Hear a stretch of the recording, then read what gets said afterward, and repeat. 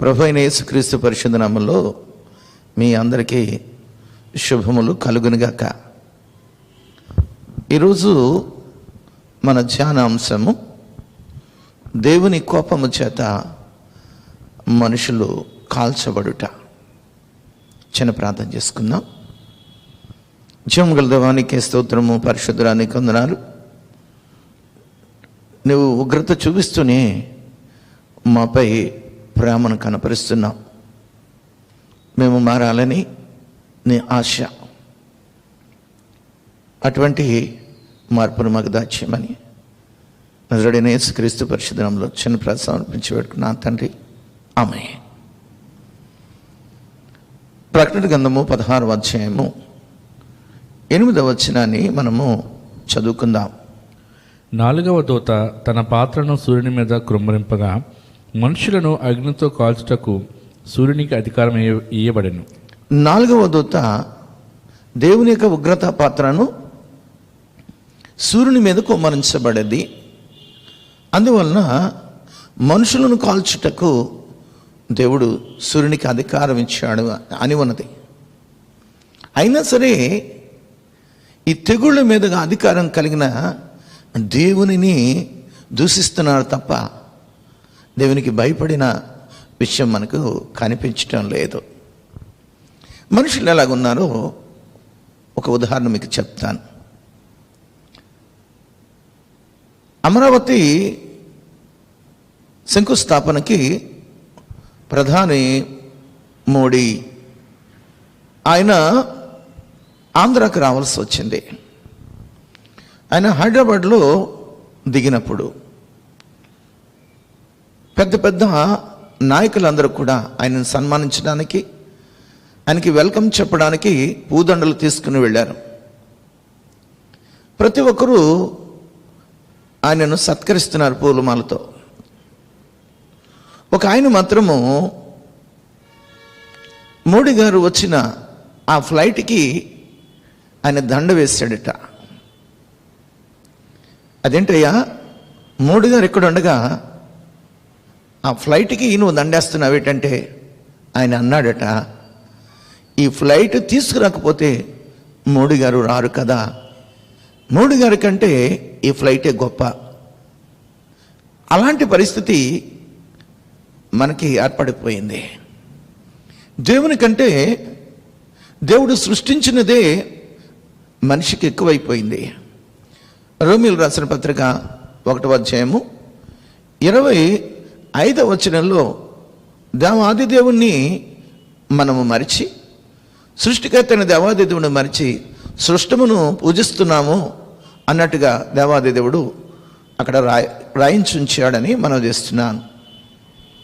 అట్టివారు దేవుని సత్యమును అసత్యమునకు మార్చి సృష్టికర్తకు ప్రతిగా సృష్టమును పూజించి సేవించురి. సృష్టికర్తకు బదులుగా సృష్టాన్ని పూజిస్తున్నారు, సేవిస్తున్నారు. ఈ మధ్యన చెన్నైలో ఒక హీరోయిన్ బొమ్మను చేసి వారందరూ కూడా ఆ బొమ్మకి పాలాభిషేకం చేస్తున్నారు. అది వాట్సాప్లో పెట్టారు, చూశాను. అంటే ఆ హీరోయిన్ బ్రతికే ఉంది. ఆ హీరోని తీసుకొచ్చి సన్మానించుంటే తను సంతోషించుండేది. కానీ తన యొక్క బొమ్మను చేసి ఆ బొమ్మకి పాలాభిషేకం చేస్తున్నారు. ఇది ఎంతవరకు మంచిది? సృష్టికర్తను మరిచారట, సృష్టాన్ని పూజిస్తున్నారని బైబిల్ గ్రంథం సెలవిస్తూ ఉంది. దేవుడు ఎంత మంచివాడు అని అంటే మత్తయి సువార్త 5వ అధ్యాయము 45వ వచనంలో ఆయన చెడ్డవారి మీదను మంచివారి మీదను తన సూర్యుని యొక్క కాంతిని ప్రకాశింపజేస్తున్నాడని ఉన్నది. చూద్దాం. ఆయన చెడ్డవారి మీదను మంచివారి మీదను తన సూర్యుని ఉదయింపచేసి నీతిమంతుల మీదను అనీతిమంతుల మీదను వర్షము కురిపించున్నాడు. నీతిమంతుల మీదను అనీతిమంతుల మీదను ఆయన వర్షాన్ని కుమ్మరిస్తున్నాడు. అంటే మనుషులందరూ కూడా ఆయనకు కావాలి. నీతిమంతులు కాదు, అవినీతిమంతులు కాదు, అందరిపైన సరే, అందరిపైనను ఆయన వర్షాన్ని కుమ్మరిస్తున్నాడు. అలాగే చెడ్డవారి మీదను మంచివారి మీదను ఆయన యొక్క సూర్యుని కాంతిని ఉదయింపజేస్తున్నాడని మనవి చేస్తున్నాను. కానీ మనం ఏం చేస్తున్నాము? వాటికి గుడి కడుతున్నాము. సూర్యుడు దేవుడని వాటికి గుడి కడుతున్నాము. నదులు అవి దేవతలని, వాటిలో మునగమని మనుషులకి ఆజ్ఞాపిస్తున్నాము. సృష్టికర్త అనే దేవాది దేవుడిని మర్చిపోయాము.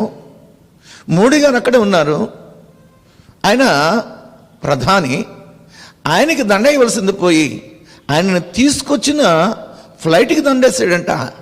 అలాగ ఉంటుంది మనం చేసే పని. దేవాది దేవుడైన సృష్టికర్తని నువ్వు మరిచిపోయావు. సృష్టిలో ఏదైతే దేవాది దేవుడు మనిషికి కావాలని సృష్టించాడో దానిని నువ్వేం చేస్తున్నావు? ఇప్పుడు వాటిని ఆరాధన చేస్తున్నావు, వాటికి పూజ చేస్తున్నావు, వాటికి గుడులు గోపురాలు కట్టిస్తున్నావు. దేవుడిని మర్చిపోయాము. దేవునికి కోపం రాదా? దేవునికి కోపం వస్తుంది. జాగ్రత్త, నువ్వు భూమిని దేవునిగా చేసేసుకున్నావు. పంచభూతాలన్నీ కూడా నువ్వు దేవతలుగాను దేవుడిగా చేసుకున్నావు. ఆకాశము, నువ్వు దీపారాధన చేస్తావు ఆకాశానికి. భూమి, అది కూడా పంచభూతమే. భూమిని నువ్వు ముద్దు పెట్టుకుంటావు, భూమి దేవతని పూజ చేస్తావు.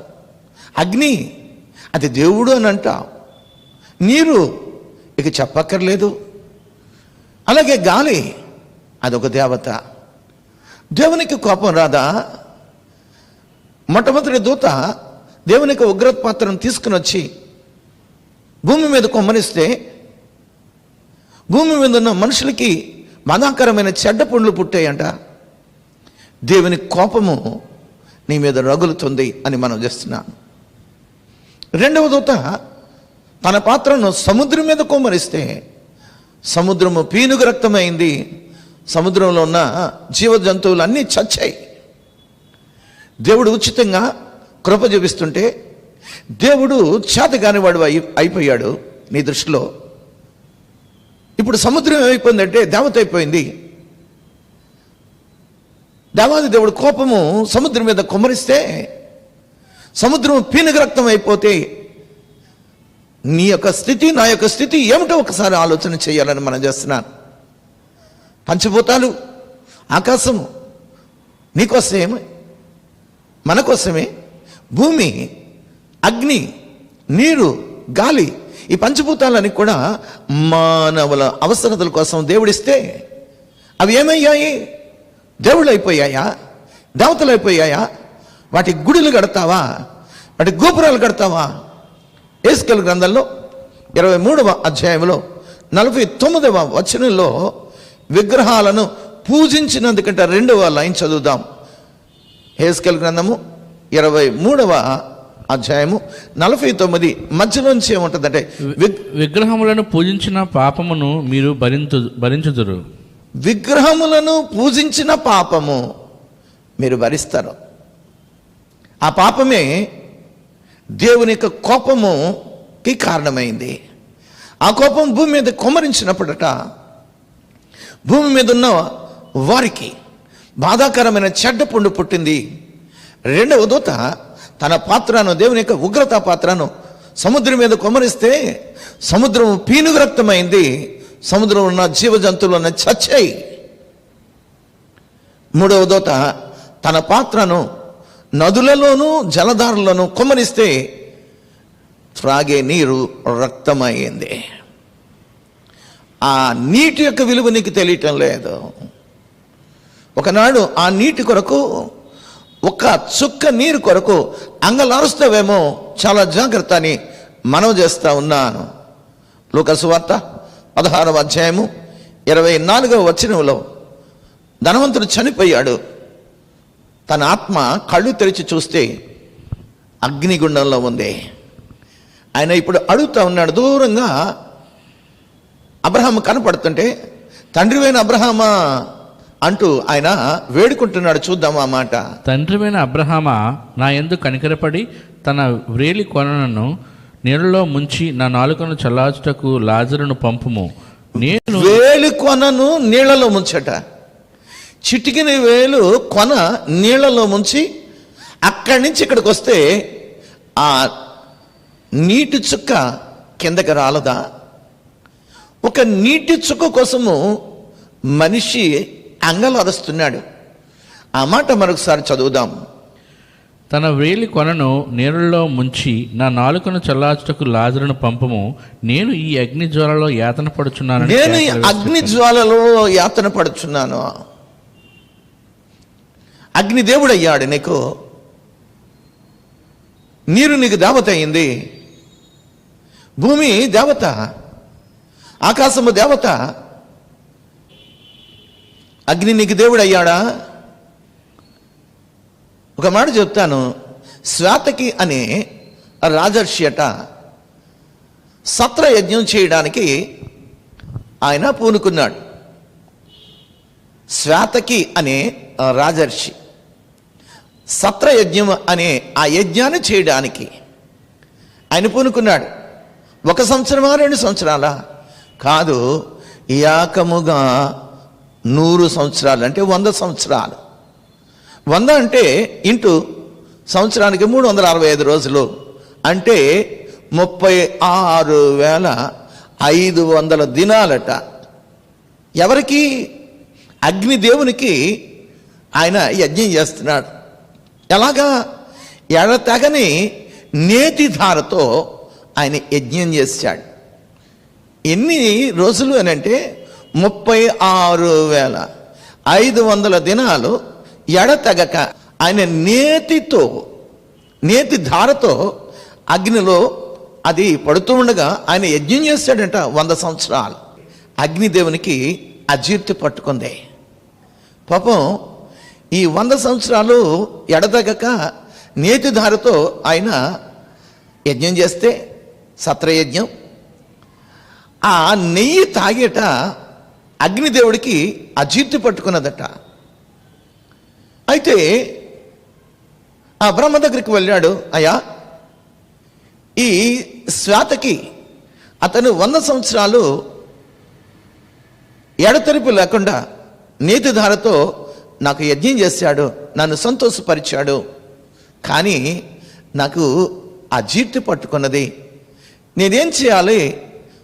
నువ్వు నన్ను బాగు చేయాలి అని అంటే బ్రహ్మ అన్నాడట, కాండవ వనంలో ఉన్న ఔషధాలను తగలబెట్టు, అప్పుడు నీ జబ్బు, అజీర్తి అనే జబ్బు పోతుంది అని బ్రహ్మ చెప్పాడట. అక్కడికి వచ్చి ఆ కాండవ వనాన్ని ఆయన దహించి వేశాడు. ఎవరు అని అంటే అగ్నిదేవుడు. దేనికి? అజీర్తి. ఒక మనిషికి అజీర్తి పట్టుకుంటే ఏం చేస్తాడంటే 4 రోజులు ఉపవాసం ఉంటాడు, పలచటి చారుతో అన్నం తింటాడు అరగడానికి, 2-3 రోజులు తేలికపాటి భోజనం చేస్తాడు. కానీ ఈయన దేవుడై ఉన్నాడు, ఈయనకి అజీర్తి పట్టుకుంది. అందుకని కాండం వన్నాన్ని ఆయన దహించాడట. అక్కడ అర్జునుడు, కృష్ణుడు ఏ ఆటంకం లేకుండా అగ్నిదేవునికట ఈ 2 మనుషులు కూడా సహాయం చేశారు. చాలా చాలా చక్కగా ఉందండి. ఆ వనాన్ని దహిస్తుంటే వనంలో ఉన్న జంతువులన్నీ కూడా చచ్చినాయి. వనంలో ఉన్న పాములు, పుట్టలో దాక్కున్న ఈ జంతువులన్నీ కూడా నాశనమైపోయాయి. అగ్నిదేవునికి అజీర్తి చేస్తే కాండవనాన్ని దహించమని బ్రహ్మ చెప్పాడు. ఇప్పుడు దేవుడు అంటున్నాడు, తన దూతతో ఆజ్ఞాపిస్తున్నాడు, నీ 4వ దూత తన పాత్రను సూర్యుని మీద కొమ్మరించబడ్డది. సూర్యుని మీద కొమ్మరించినప్పుడట సూర్యుడు మనుషులను కాల్చుటకు దేవుడు తనకు అధికారం ఇస్తే మనుషులను కాలుస్తున్నాడు. ఈరోజు జాగ్రత్త, నీవు నేను కూడా ఆయన యొక్క కృపలో ఉన్నా. నువ్వు బ్రతుకున్నప్పుడు అగ్నిలో కాలకముందే దేవాది దేవుని నేను వేడుకోవాలని మనం చేస్తా ఉన్నాను. అగ్నికి ఆహుతి కాకముందే. ఒకవేళ నేను అప్పుడు బ్రతకను, ఆ రోజుల్లో నేను ఉండను అని ఆ ఉగ్రత దినాన్ని, ఆ మహాశ్రమల దినాన్ని నేను ఉండను అని అంటున్నావేమో, కానీ నువ్వు చనిపోతే దేవునిని అంగీకరించలేని నువ్వు మనుషులని సంతోషపెట్టడానికి విగ్రహాలు చేస్తున్నావు. తల్లికి భోజనం పెట్టలేని నీవు బొమ్మను చేసి తల్లికి బట్టలు కట్టి తల్లిని ఊరేగించుకుంటూ దానిని పూజ చేస్తున్నావు. బ్రతికుండగా తల్లికి భోజనం పెట్టలేని నువ్వు చచ్చిన తర్వాత ఆ రూపాన్ని పెట్టుకొని, లేకపోతే ఆ బొమ్మను పెట్టుకొని, ఆ ఫోటో పెట్టుకొని దానికి దండేస్తే ఆవిడేమన్నా సంతోషిస్తుందా?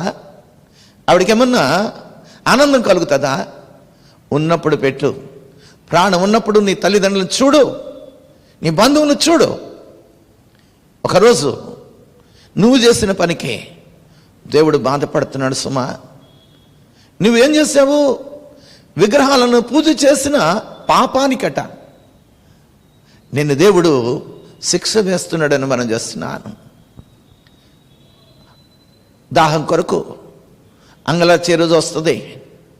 ఈరోజు దేవాది దేవుడు మంచివారి మీదను చెడ్డవారి మీదను, నీతిమంతుల మీదను అవినీతిమంతుల మీదను తన యొక్క సూర్యుని కాంతిని ప్రకాశింపజేస్తున్నాడు.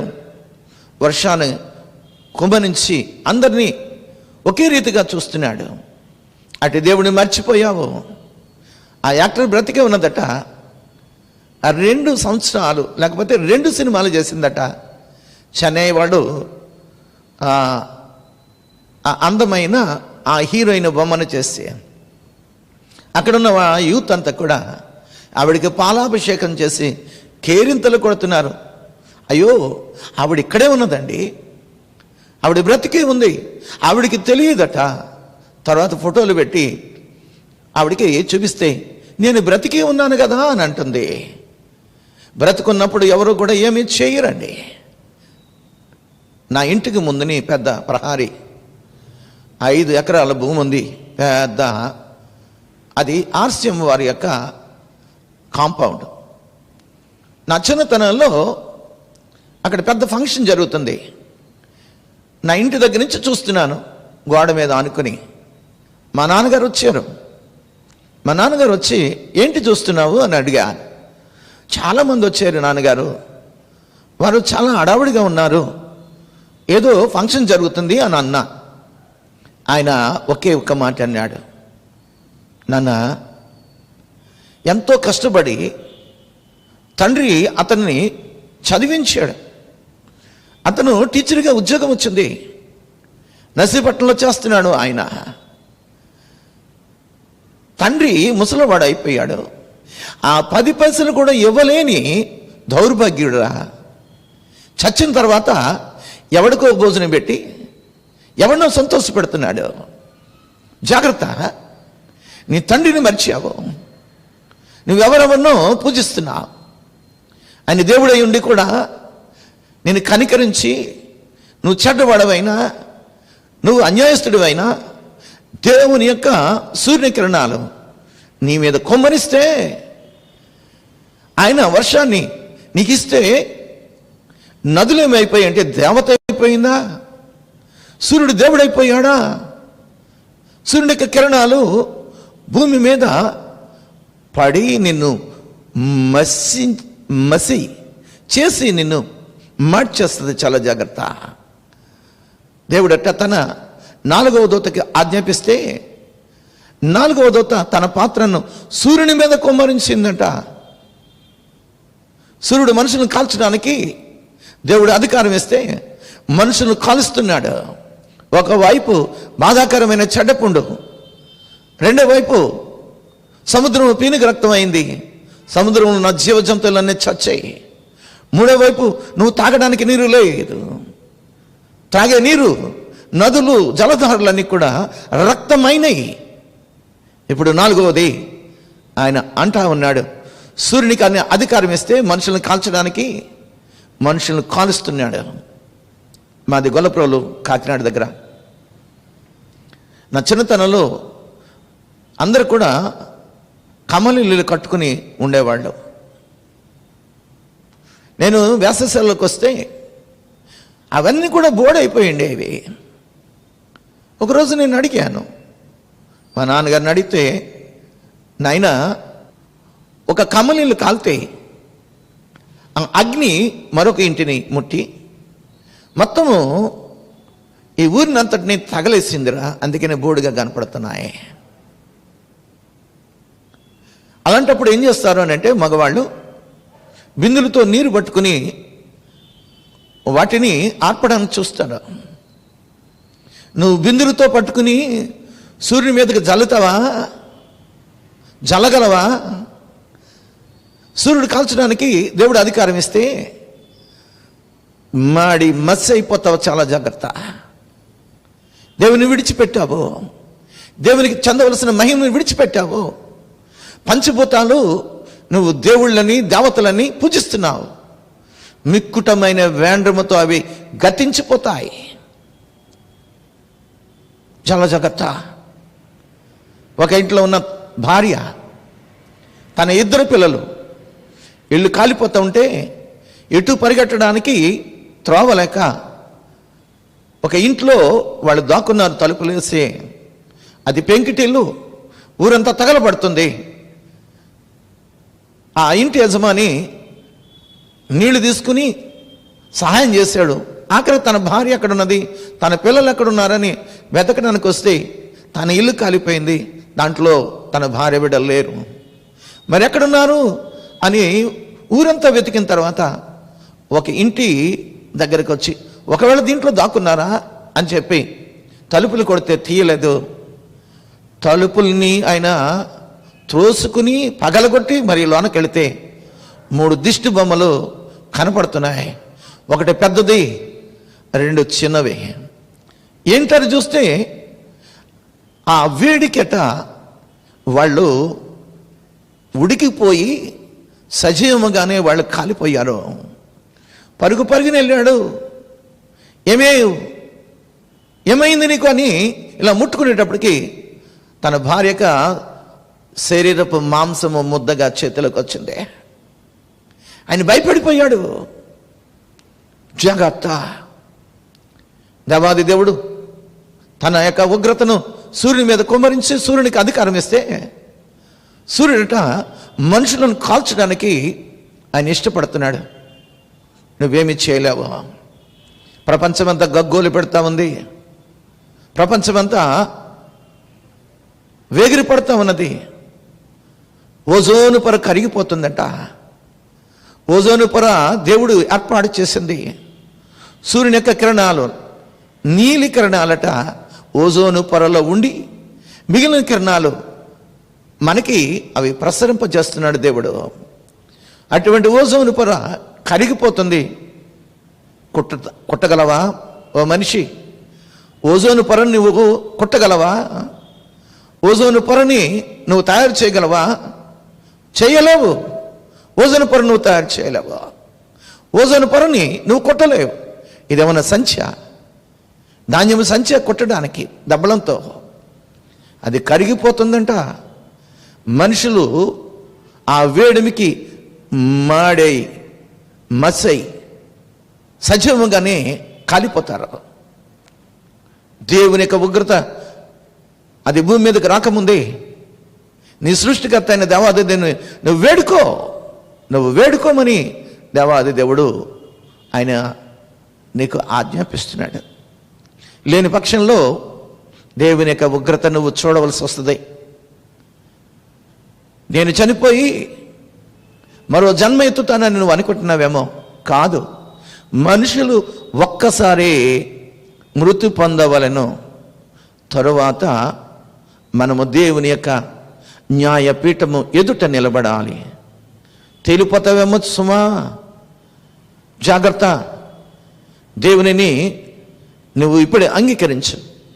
ఎందుకంటే ప్రకటన గ్రంథం 16వ అధ్యాయంలో 8వ వచనంలో మరొకసారి ఆ మాటలు చదువుదాం. 4వ దూత తన పాత్రను సూర్యుని మీద కృమ్మరింపగా మనుషులను అగ్నితో కాల్చుటకు సూర్యునికి అధికారం ఇవ్వబడెను.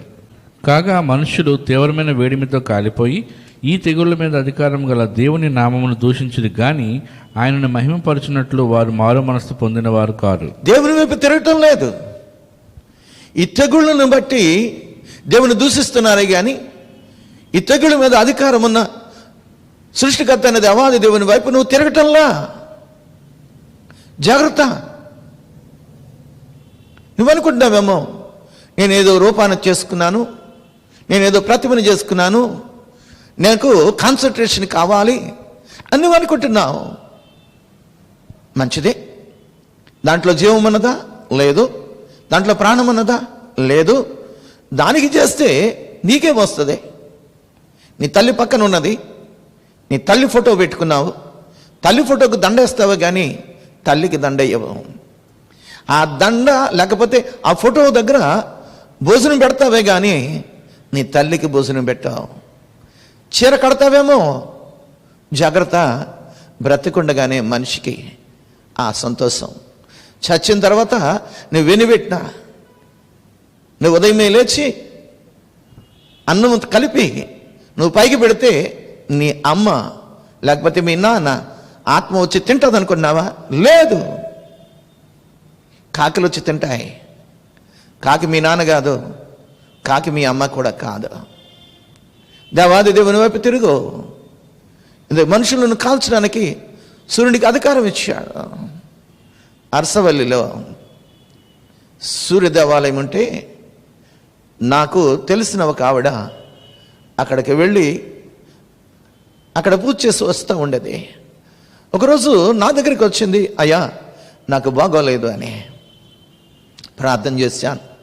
అమ్మా ఏంటి అని అంటే ఆవిడ మాట్లాడుతుంది, అయ్యా నేను తప్పు చేశాను, జీవం గల దేవుని విడిచిపెట్టాను, జీవము లేని వాటికి నేను పూజ చేశాను, నేనేం చేయమంటావో చెప్పని ఆవిడ దేవుని వాక్యము చెప్పడం జరిగింది.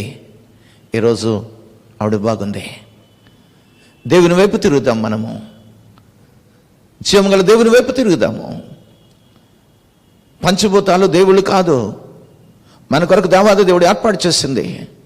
ఒకరోజు దేవాది దేవుడు అంటున్నాడు, పంచభూతములు మిక్కుటమైన వేండ్రముతో లయమైపోతాయి, భూమి దాని మీద ఉన్న కృత్యాలన్నీ కాలిపోతాయి. అందుకోసమని దేవునికి కోపం పుట్టించొద్దు.